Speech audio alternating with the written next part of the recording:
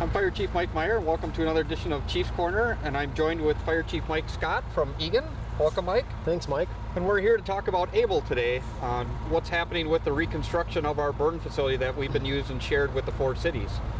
So a little bit of history about it. Can you tell us when Able started as far as a group and the building? Sure. And I guess I must be kind of old because I remember the first grand opening for the original Able, but as you know, that opened in 1987. It was the 4 cities, Apple Valley, Burnsville, Lakeville, and Egan.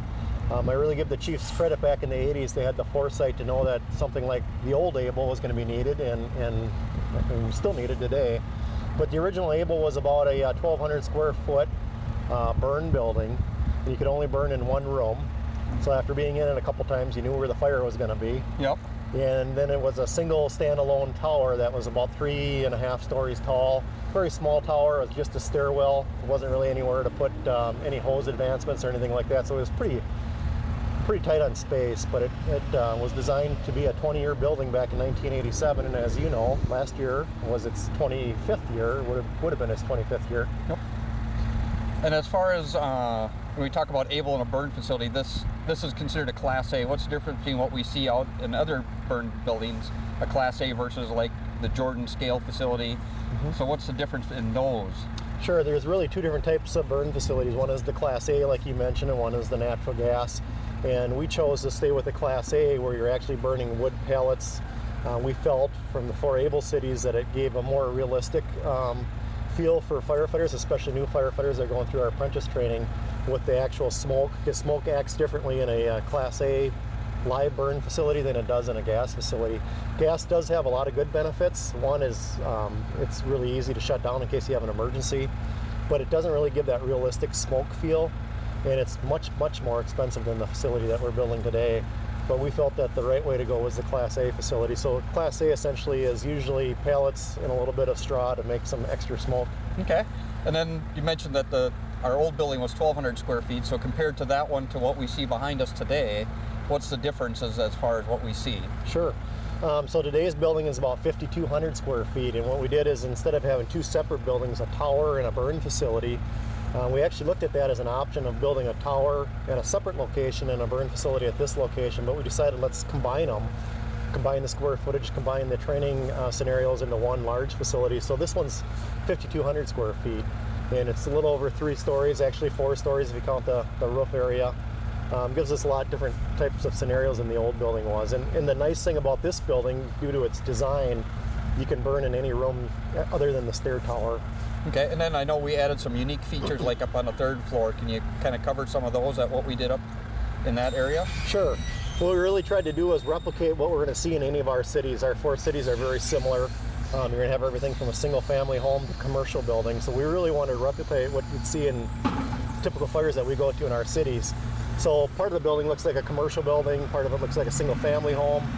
And up on the top, I'm going to be competing with the tractors here, but up on the top, we actually made an attic area. So we have cement poured to make it look like joists that you'd see in an attic area. There's actually an attic scuttle that you can go into. It's got a pitched roof, which means it's kind of an angle, which you'd see on a single family home or a residential home. And we have an area on that roof that we can actually cut holes in the roof from the exterior to vent it, to get all the gas and smoke to come out. Okay, to simulate that ventilating, and then there's also a flat spot for the ventilation practice also. Yep, correct. We got a flat part and a pitched part. Okay. And if I remember right, the first floor is kind of we have a garage that looks like a garage in there, and then the 2nd floor can be more like a commercial apartment building. 3rd floor, like you mentioned, is the attic space. Any other features that we've added to this compared to our previous building? Yep, correct. We tried again and replicate a lot of different stairways. So in a apartment building or a commercial building, what firefighters typically do is come in with an apartment bundle of hose on their shoulder, and they'll hook up to a standpipe, which is the pipe in the stairway that we're feeding with our fire truck.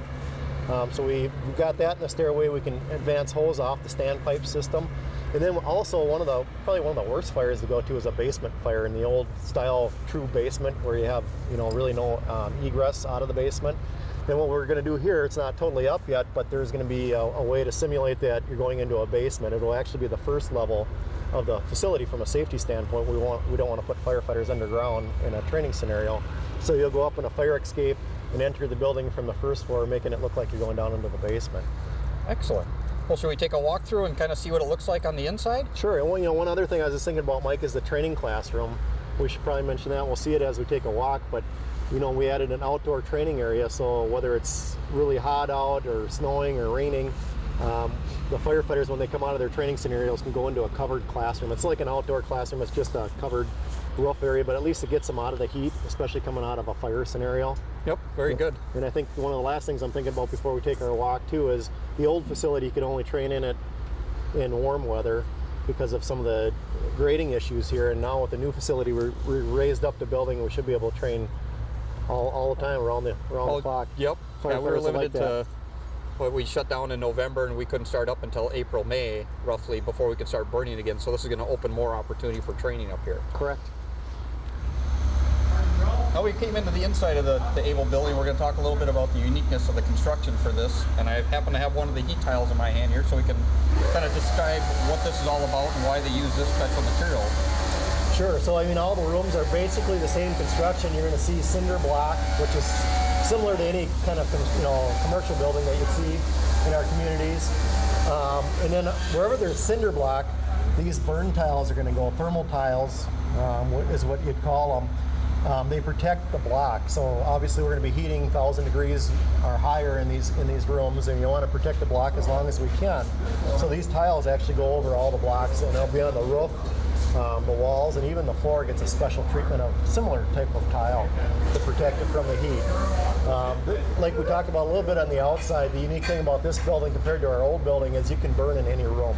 Yep. The old building only had one room with the tile on it. It was a little bit different tile, and as you recall at the end, the tile was actually coming off. Yep, after so many uses. Yeah. So that was one of the reasons the room was falling apart on us, literally. But this area, if one of the rooms gets bad, you can actually take the tile off, knock the walls out, because the walls aren't the structural part, it's the poured cement that is the skeleton. Yep. And replace the wall. So that's why this building is planned to last at least 25 years. Correct. Where the other one was 20 years. Yep, and you can see behind us a little bit of construction that they're installing the doors, so that's going to make up the different rooms. Where we're standing is kind of the garage area, commercial space makeup.